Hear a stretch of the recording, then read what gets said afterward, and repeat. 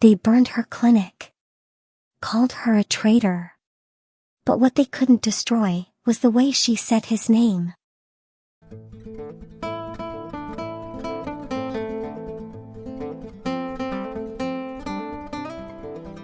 The buzzards came first.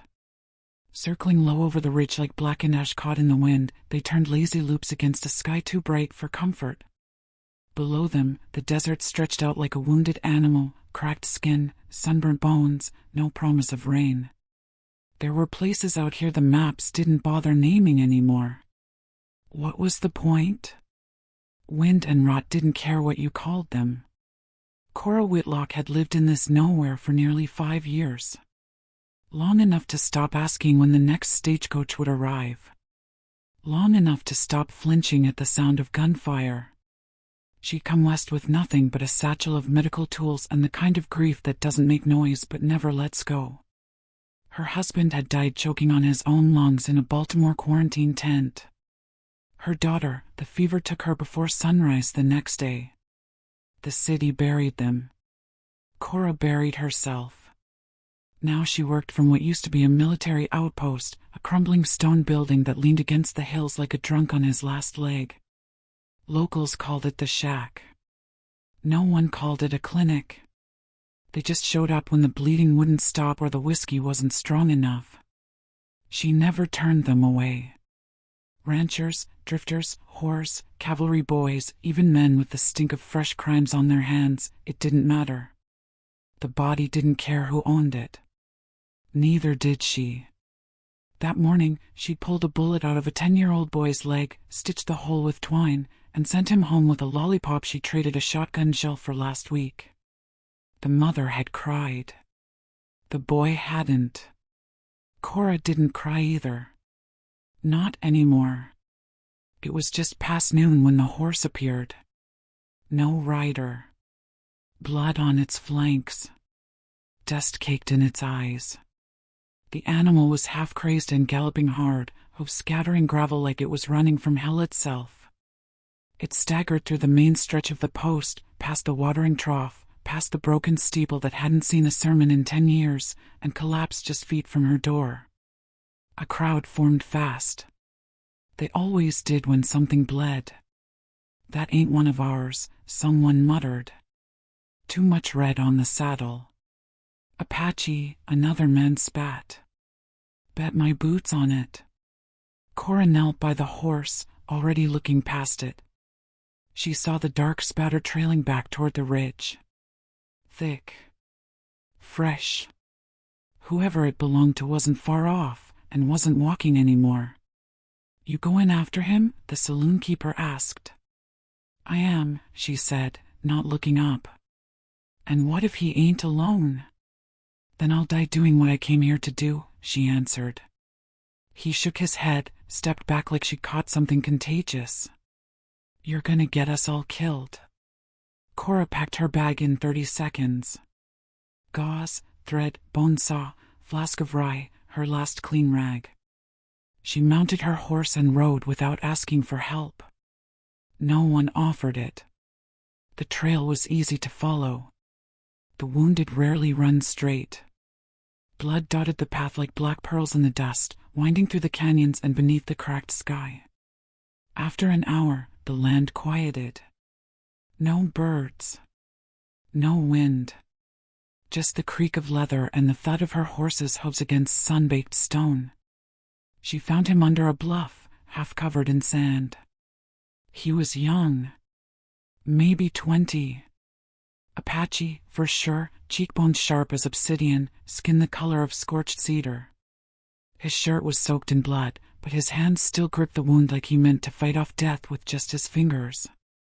He looked at her when she dismounted. No panic. No plea. Just the kind of stare that said, "If you're going to finish me, do it now." "I'm not here to finish you," she said softly. "I'm here to pull you back." He didn't answer. His breathing did, shallow, wet, rattling in his chest like a snake caught under glass. She moved slow. No sudden motions. No loud words. Just the quiet competence of a woman who'd seen worse and still showed up anyway. She cleaned the wound with whiskey. He didn't flinch. Stitched it fast. Tight. Clean. He passed out somewhere between the fourth and fifth thread. Cora pressed her hand against his forehead. Fever was already building. Infection would come next. She had hours, not days. "Damn you," she muttered. "You better not make me drag you all the way back just to bury you." She lifted him onto her horse, tied him in place, then walked the whole way home beside them. Every step forward, a risk. But the ridge watched in silence. No shots. No ambush. Just the setting sun and the long stretch of dust behind them. By the time she reached the outpost, the sky had turned to bruised violet. The townsfolk saw her coming and scattered like rats from a lantern. "Not here," the butcher shouted. "You brought trouble to our door. Let him die in the hills like the rest of them." Cora ignored them. Her jaw set. Her eyes like flint. She took him inside her clinic. Shut the door. Bolted it. Then, in the dark, with only the hiss of her oil lamp for company, she turned to the boy, the enemy, the stranger, the ghost, and began the long night of trying to save him. By morning, the whispers had turned to knives. Outside the clinic, boots paced on gravel. Doors creaked open and slammed shut. The people of the outpost didn't like many things: taxes, cavalry, snakes, and God, but what they hated most was uncertainty. And Cora Whitlock had dragged uncertainty in through the front door and put it to bed on her own cot. Inside, the man, lay fevered beneath wool blankets she'd boiled clean. His body was lean but strong. His skin burned hot and dry, his lips cracked. She wiped his forehead with wet cloths and changed his dressing twice before sunrise. The bullet had missed bone, but not infection. His breath rasped through swollen lungs, and every hour that passed without improvement was a gamble. Still, he clung on. Cora had seen white men with lesser wounds die crying. But this one, Apache, and from the look of his necklace, likely the son of someone important, had a quiet to him even in sleep. Like somewhere inside he was listening to a language no one else could hear. She brewed willow bark tea. Poured broth into his mouth one slow spoonful at a time. He drank what he could, never waking, never fighting her. And yet, the fight came anyway. By midday, the front door rattled under a heavy fist. Cora didn't flinch. "Open it," came a voice she knew too well, Sheriff Tillman, whose tin star meant less than the pistol he always carried low on his hip. She unbolted the door and met him in the eye. He was tall, rail thin, with a mouth always caught between sneering and smiling. "We got folks nervous," he said. "Heard you took in one of those raiders." "I took in a man who was bleeding to death. He part of the Apache group hit Camp Bernal last week. That's 10 dead, 3 women gone." Cora didn't blink. "He hasn't said a word." "That's real convenient." They stared at each other in the doorway. Wind swept between them, tugging at her skirts and his long coat. Behind him, 2 other men waited with rifles half-raised, the butcher's son and the saloon-keeper's cousin. Both too young to know fear properly, both itching for blood they could call justice. "You want to shoot a dying man?" she asked. "You'll have to step through me." "You think that badge gives me mercy?" Tillman leaned in, voice low. "I've let you be, Cora. Let you play doctor. But now you're crossing lines." Cora's voice dropped to a whisper. "And you want me back behind a bar, pouring whiskey and stitching drunks?" Tillman didn't answer. Just looked past her, toward the cot in the corner, and spat into the dirt. "You'll regret this," he said, stepping back. "You always do when you stand with ghosts." He left, but not before pausing to mutter something to the boys with the guns. They nodded, took positions across the way. "Just watching." not hiding it, not even trying. For the next 2 days, they stayed there, watching, waiting, daring her to slip. Inside, Cora worked. She didn't sleep, barely ate. The man in her bed, she still didn't know his name, stirred only once, halfway through the second night. His hand twitched. His eyes fluttered open for a heartbeat. "Water," he rasped. She brought it instantly, cupping his head with one hand and tipping the tin mug to his lips. He drank greedily, then fell back again. But before his eyes closed, he looked at her. Really looked. And something flickered in them, not fear, not confusion. Recognition. As if he'd seen her before. As if he'd come this far for a reason beyond survival. "You're not the first," she said, almost to herself. "But you're the only one who didn't beg to die." That night, she sat at the foot of the cot, pistol across her lap. The oil lamp burned low. Shadows clung to the corners like secrets. Outside, someone threw a rock at her window. It cracked the glass and scattered her silence. She didn't go out. Didn't need to. She knew how these things escalated. One day it was whispers. The next, fire. But the man, the Apache, was stronger come dawn. His fever had broken. His breathing smoothed. And when she cleaned his wound again, he opened his eyes and didn't look away. She pulled the blanket down so he could see her face. "You're in my clinic," she said quietly. "2 days ago, your horse came into town without you. I followed the blood." He blinked slowly, then tried to speak, but choked instead. She poured more water. Let him drink. Finally, he spoke. "Why?" he asked, voice dry as the desert. "Because dying alone out there," she said, "wasn't the kind of death I'd let you have." He stared at her for a long time. Then nodded, barely. "My name," he said, pausing to cough, "is Tahu."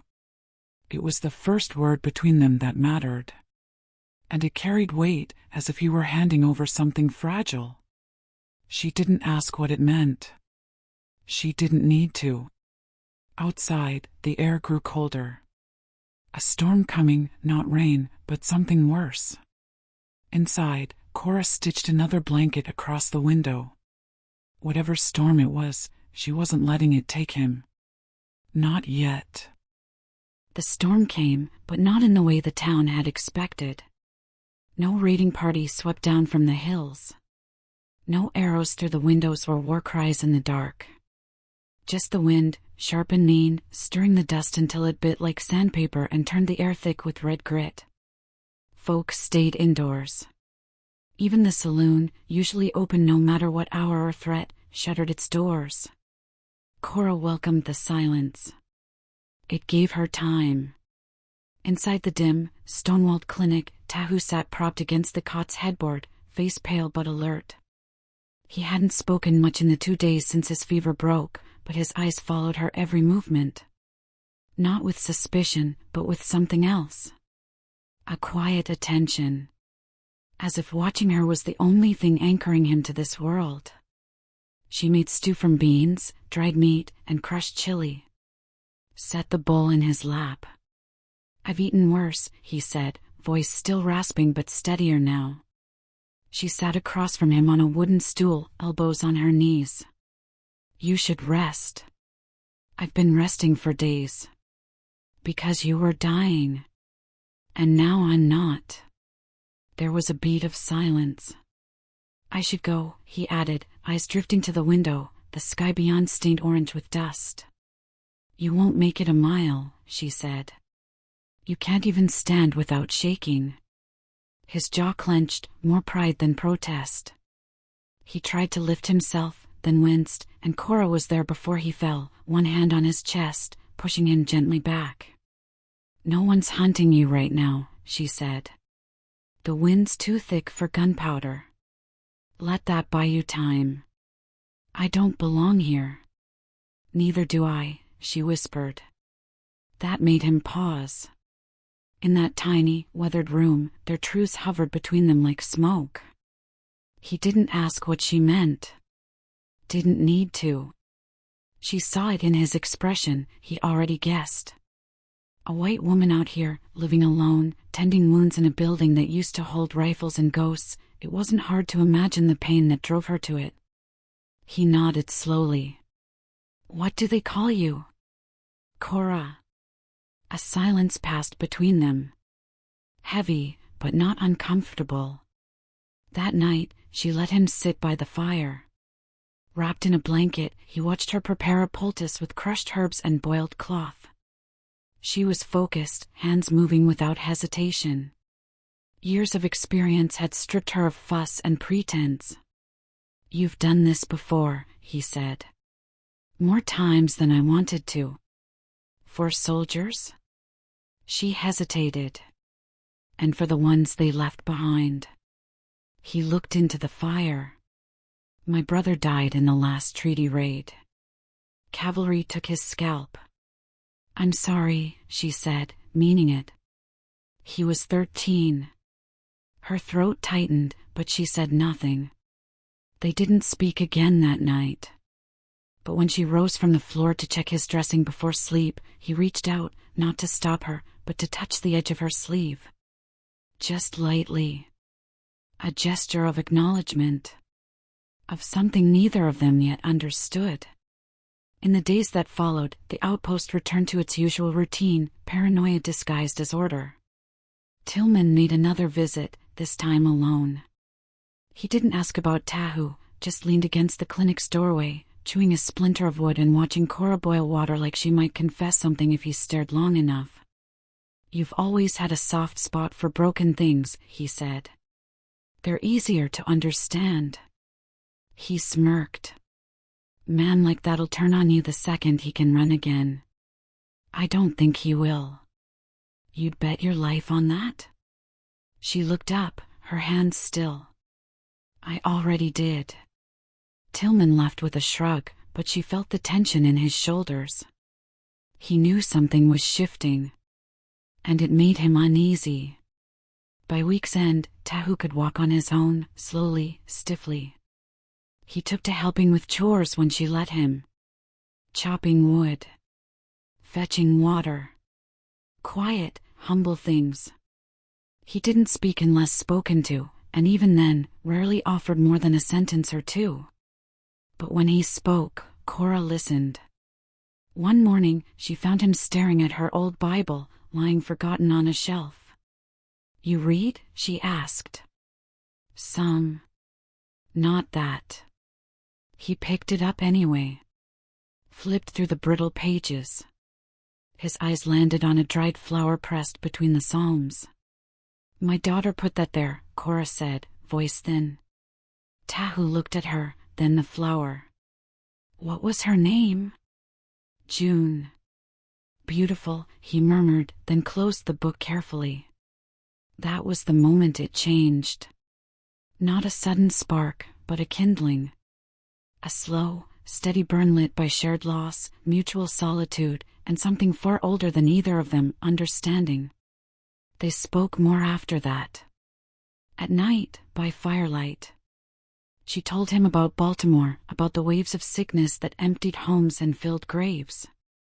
He told her about the border wars, the betrayals, the faces he could no longer remember, and the ones he wished he couldn't. She didn't ask why he'd been riding alone. He didn't ask why she chose to save him. The unspoken words held more meaning than answers. Then came the footprints. Early one morning, before the sun burned away the shadows, Cora spotted them behind the clinic. 4 pairs. Heavy, deliberate. Someone had been circling the house, not just watching. Tahu saw her face when she came back in. He didn't ask. Just limped over to the rifle by the door and checked the chamber. You don't even know if they're coming for you, she said. I know how hate walks. She stepped beside him, hand on the rifle. So do I. He looked at her, truly looked, and for the first time, his voice softened. I should go before you pay for this. You already said that. I meant it.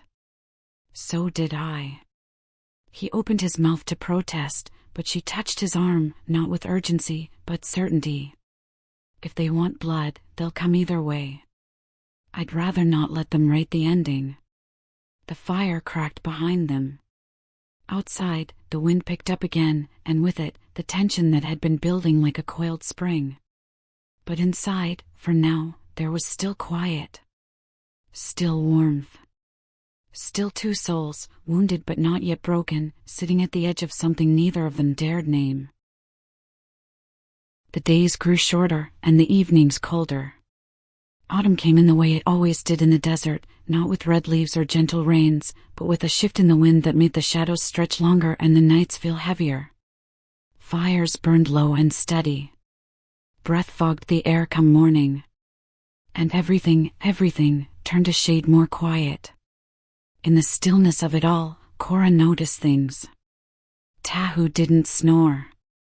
He slept like a wolf, light, still, ears tuned to even the softest creak of wood. He always finished what food she gave him, no matter how bland. He never asked for seconds, but she started making more anyway. He'd wait for her to sit before he began eating, and he always looked her in the eye when she spoke, as though her words were as vital as the air he breathed. He fixed the broken hinge on her cabin door one afternoon without being asked. She had grown used to its screech every time it swung open, but when she returned from tending a woman in childbirth, it no longer screamed. You didn't have to do that, she said, standing in the doorway, damp with sweat and ash. He looked up from his seat by the fire. It kept you awake at night. She didn't remember mentioning that. That night, as the wind howled over the hills, they ate their stew in silence. But the silence was no longer a void. It was a shared space, sacred and warm. Later, she handed him her mother's old sewing needle. Your sleeve is torn. He looked down. The worn linen of his shirt had ripped under the arm. I can live with it. She raised an eyebrow. But can you mend it? He smirked, just barely. No. She took the shirt from him after he peeled it off, leaving him bare-chested by the firelight. His torso was a map of old scars and fresh stitches. Skin darkened by the sun, hardened by years of war, of writing, of surviving. She stitched in silence, careful not to look too long, too close. But the air shifted. Something passed between them. Not lust, not yet. But an awareness. Of nearness. Of weight. Of warmth that hadn't come from the fire. Why did you become a nurse? He asked, breaking the still. She paused, thread pulled halfway through the cloth. Because I couldn't save my sister, she said, eyes still on the needle. He didn't ask more. Didn't offer comfort. Just nodded. That was enough. The next morning, she found 2 rabbits skinned and cleaned on the doorstep. Tahu had gone hunting, even though his limp hadn't yet faded.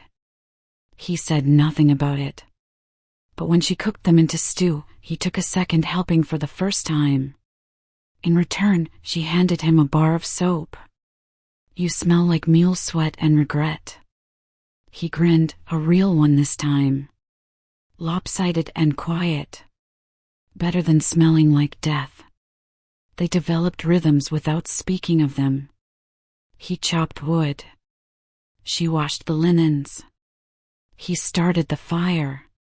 She brought him tea before dawn. He taught her the word for quiet in Apache. She wrote it down in a notebook with no other words in it. He never asked where her family was buried. She never asked who he lost. But their grief sat in the room with them like familiar spirits, no longer frightening, no longer loud. One day, a sandstorm rolled in from the south, turning the sky the color of dried blood. She bolted the windows, packed jars into crates, tied cloth over her nose and mouth. Tahu stood beside her as the wind screamed, the walls groaned, and the dust found every crack. In the middle of it, when the storm sounded like it might tear the roof off, she felt him beside her, closer than he had ever stood before. His fingers brushed hers. She didn't pull away. When the storm passed and the moonlight broke through the settling dust, she found him in the corner, sharpening his blade, as if nothing had changed. But something had. That night, as she drifted off near the fire, half asleep in her chair, he laid a blanket over her shoulders. She woke to find a small bone charm resting on the table beside her. Simple, carved, hung on a leather cord. It wasn't decorative. It was something ceremonial, protective, intimate. She touched it lightly. "What does it mean?" He didn't answer right away. "Then, it means you're not alone." There were no words for what was growing between them. In another place, another life, maybe it would have had a name. Love. Devotion. Hope. But here, in a land that chewed up those kinds of things and spit out their bones, it was something quieter. More sacred. He mended her roof with lumber he'd scavenged from an abandoned rail house. She made him coffee the way she used to make it for her husband, bitter, black, strong enough to jolt the world back into motion. And when her hand grazed his while passing a cup, neither of them pulled away. There was no kiss. No promises. Only a moment. A long, silent moment beneath the brittle stars where two souls, scarred and near broken, found something almost like peace. It could not last. They both knew that. But for now, for this fleeting breath of time, it was enough. They came at dusk. First, it was the dogs. Barking wild and angry down by the saloon, setting off a chain of agitation like dry brush catching flame. Then came the boots, dozens of them, crunching over gravel, kicking up dust. The rhythm of people gathering with purpose. Not for drink. Not for cards. But for judgment. Cora stood in the doorway, lantern in hand. The wind had a new chill in it, sharp and sour, like something rotten buried just beneath the surface. She knew before she saw them. Tillman led the pack. Behind him, a dozen men, armed and mean. Some she recognized, the butcher's son, the stable master, a few boys who'd never known war but liked to talk like they had. Their eyes didn't flicker when they saw her. They had come prepared to be angry. Prepared to deliver some twisted brand of frontier justice. "What is this?" she asked, voice firm. Tillman stopped a few feet short of her door. His coat flared in the breeze, and his hand rested lazy on the butt of his revolver. "You've been keeping something from us," he said. "I keep a lot of things," Cora replied. "That's the nature of a clinic." "No," he said, stepping closer. "You've been hiding an enemy." "He's no threat." "He's Apache." She didn't respond. The weight of that word hung heavy in the air, as if it carried its own sentence. A murmur ran through the group behind him. "He's been walking around. Hunting. Roaming the ridge like he owns it. You think we're just gonna let that slide? After everything they done?" Cora's eyes never left Tillman's. "He's not part of the raiders. He hasn't hurt anyone. He was bleeding to death and I did what I was trained to do." Tillman smirked. "Then you trained wrong." Behind her, Tahu stepped into the light. Shirt clean, face composed, his body still healing but no longer fragile. His presence brought silence, like a snake slithering into a room. Eyes widened. Hands twitched on rifle barrels. He didn't speak. Didn't need to. Just stood beside Cora, calm and unafraid. One of the younger men cursed. They're living together. Sleeping in the same house. Another spat into the dirt. Disgusting. Tillman raised his hand to quiet the noise. You could have left well enough alone, Cora. We tolerated you. We let you play doctor. Hell, some of us even respected you. But this. His voice dropped, almost like pity. You crossed a line. Cora stood taller. I didn't cross it. I buried it. Tillman drew his gun, not fast, not with fury. Like it was an old habit. Like it was inevitable. Tahu stepped forward, but Cora put a hand on his chest. Don't, she whispered. He looked at her. Something passed between them in that glance, an understanding born not of fear, but of sacrifice. I should have known, Tillman said. You never did know your place. I found it, she said. Right here. He nodded to the men behind him. Take him. The crowd surged forward. Tahu moved fast, too fast for a man still healing. He shoved Cora back through the doorway just as the first rifle was raised. A shot rang out. The world went still. Cora hit the floor hard, pain bursting through her shoulder. Not a bullet, just the impact of landing. She rolled, scrambled to her knees, heart thundering. Smoke drifted through the doorway. Screams. Chaos. Tahu stood in the open, hands empty, chest heaving. One of the younger men lay moaning in the dirt, shot through the leg, friendly fire, from the panic. Tillman had his gun raised again, eyes wild. Stop! Cora shouted, stumbling into the frame. You'll kill him. He doesn't belong here. And you do? Her voice cracked with fury. You call this justice? You think killing him erases what you've done? What we've done to his people? Tillman stepped forward. This is bigger than you, Cora. No, she said, voice steel. It's exactly my size. Another pause. Another breath away from bloodshed. Then someone in the back threw a torch. It struck the side of the clinic and flared to life. Cora screamed. Tahu turned instinctively toward the flames, and that's when two men rushed him, tackling him to the ground.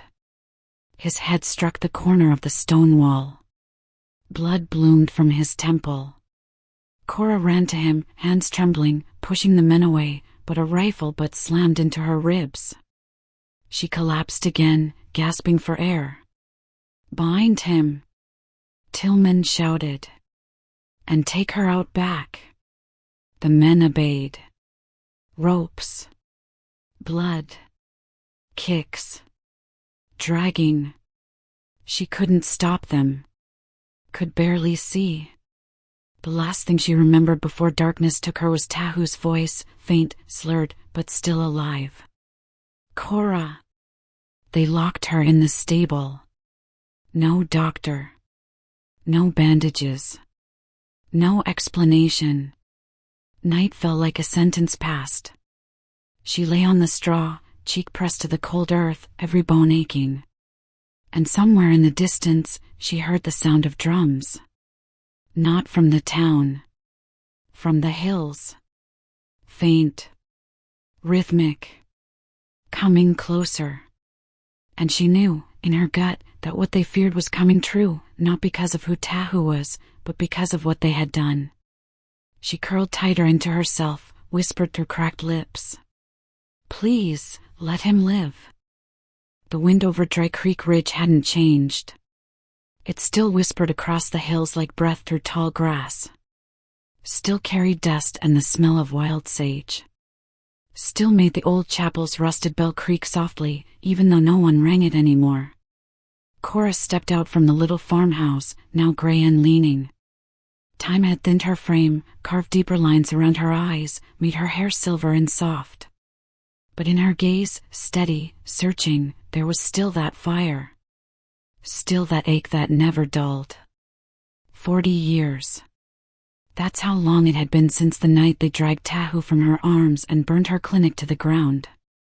40 years since the town spat her out like something foul.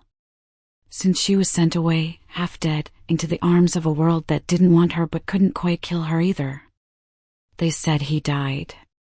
That the Apache never came for him. That his body was dumped in the arroyo like some dog, and the dirt swallowed the story whole. But Cora never believed it. Not really. The years that followed blurred together, work on ranches, in sick tents during the war, in kitchens where no one asked questions. Her hands stayed busy. Her heart stayed quiet. But on the coldest nights, she could still hear him say her name. Cora. And in her dreams, he was never a ghost. He was waiting. She walked the edge of her property now, cane tapping the dry stones, her boots worn smooth. She still visited the ridge every Sunday.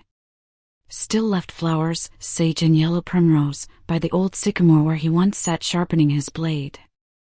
It was the only place that felt sacred. The only place that remembered. This morning, though, there was something new. Tracks. Not animal. Not wagon. Boot prints. Barefoot.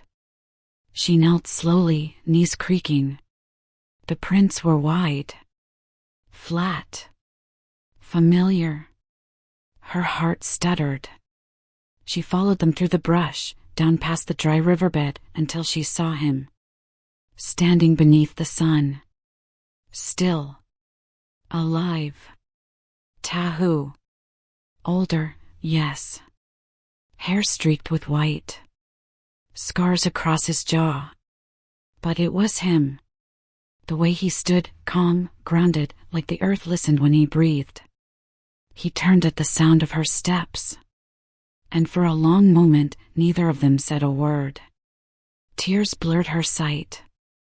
"You're real," she whispered. He nodded, slow. "I waited," she said. "I know." He stepped closer. And in his hand was something small. Something worn by time but carefully wrapped in hide. He placed it in her palm. The locket. The one she'd given him in the clinic long ago. Inside it, still, the tiny drawing, faded now, of a prairie star. Her mother's charm. Her own symbol of hope. She clutched it to her chest, breath catching. "Where did you go?" she asked. "They took me south," he said. "Traded. Prison. Then war. Then silence." She stared. "And all this time, I looked for you," he said. "But no name. No grave. I thought you were gone." "I was," she said. "For a long time." He touched her cheek, gentle as ash falling. "I kept your name," he said. "In my mouth. Like medicine." She reached for his hand and pressed it against her chest. "And I kept your heart," she said. "In mine." That night, they sat beside a small fire beneath the same stars that once lit their first conversations. Older. Quieter. But the bond between them had only deepened, tempered by distance, not broken by it. She told him everything. The exile. The years of silence. The pain that never really let go. He told her about the men who came at night and the silence of chains. About escape. Wandering. The long road back. "We lived 2 lives," she said. He nodded. "But one promise." In the morning, they walked together back to the ridge. Past the old trail where wildflowers still bloomed in stubborn defiance. Past the sycamore, still tall and watching. There, on the ridge, Cora had prepared a place long ago. A patch of earth. A single stone. Blank, save for one inscription. "Where my heart lies waiting." She looked at him. "I thought they'd bury me here alone." "You won't be alone," he said. She smiled. Neither will you. He knelt beside her and placed a second stone beside hers. Rough, unpolished, but steady. His hands worked slow, careful, as if the land itself needed time to understand. They sat side by side, shoulders touching, watching the sun rise over the hills they both had bled for. No more running. No more hiding. Only this moment. Only love. Buried not in shame or silence, but in memory. In firelight. In roots and sky. Bury my heart beside yours. Not a plea. Not a question. A vow. And at last, a home. If you believe love can wait a lifetime, hit like, subscribe, and share this story with someone who still believes in second chances. More stories like this, every week. Subscribe for redemption, grit, and heart.